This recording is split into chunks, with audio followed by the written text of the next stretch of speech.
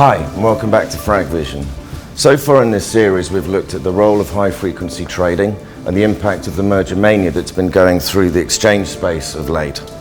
Well, today we're going to be looking at the role of the buy side. How does the investment management community navigate the new fragmented liquidity that's emerged in the wake of Reg NMS and MiFID here in Europe? And on top of this, how do they understand the execution quality they're getting from their brokers, particularly when some of these brokers own or operate some of the platforms concerned? Let's find out some more. So I'm here with Robin Strong, who's Director of Strategy for the Fidessa Buy-Side Business Unit. Hey Robin. Morning. Well, you know, one of the things I was thinking about is obviously here in Europe, you've got particular pressure with MiFID because it puts both the buy side and the sell side on the hook in terms of actually demonstrating the quality and that they are getting best execution for their customers. Now you're obviously talking to that buy-side community. What sort of things are you picking up in this regard? That's right. I think there's definitely a couple of points that are consistent across all of our customers. So one of these is that because of the fragmented markets, it's much harder for them to assess pre-trade where and how to best execute across the different MiFID venues.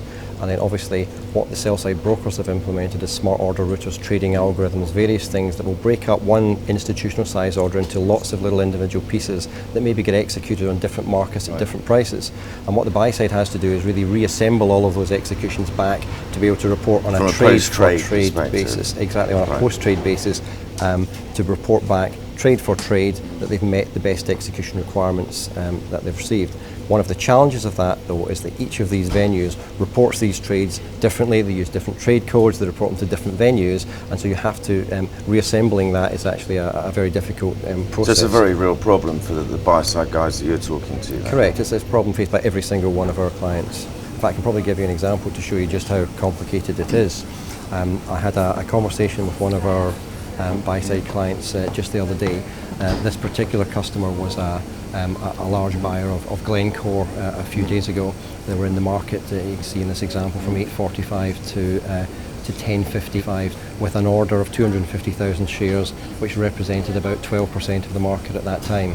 So non-trivial then? Non-trivial, right. Large player in the market would obviously have significant market impact.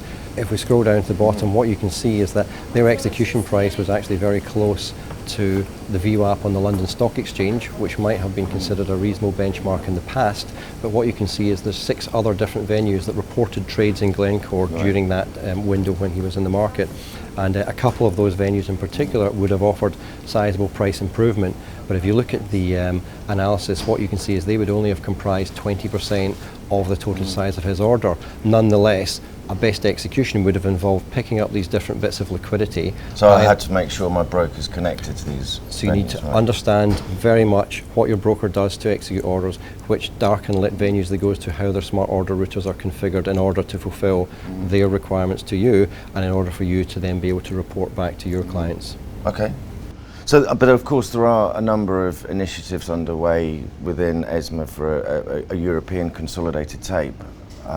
What do you think about those? Yeah, I think you highlighted the challenge. There's a number of initiatives underway. So there's more than one stream, some of which overlap and some don't. Some of which have different participants involved in them with different agendas, and obviously they're all underway. None of these have really been finalised yet. And of course everyone has a different agenda. The buy side wants a consolidated view to prove best X, the sell side wants a consolidated tape to reduce their market data costs. The MTFs want one so that people will trade on them when the main market's down. So there's, everyone's got a slightly different vested interest in the whole thing. That's absolutely right, and a key objective of MiFID was to promote transparency. In many ways, the waters are actually muddier than they were previously. Well, it looks like it's going to take a while before it all gets sorted out, but good to chat with you, Robin, and nice bit of kit, by the way. Thanks. So what we've seen is just how important a consolidated view of the post-trade landscape is, especially to the buy side. Now, the very latest from the regulators here in Europe is that they're going to try and impose some US-style MBBO consolidated tape. Now, obviously one of the things with that is it's going to have to navigate a whole bunch of Euro politics, and of course we're going to have to work out exactly who and how it's going to get paid for. So in the meantime, everyone's going to have to depend upon the very best technology they can get their hands on.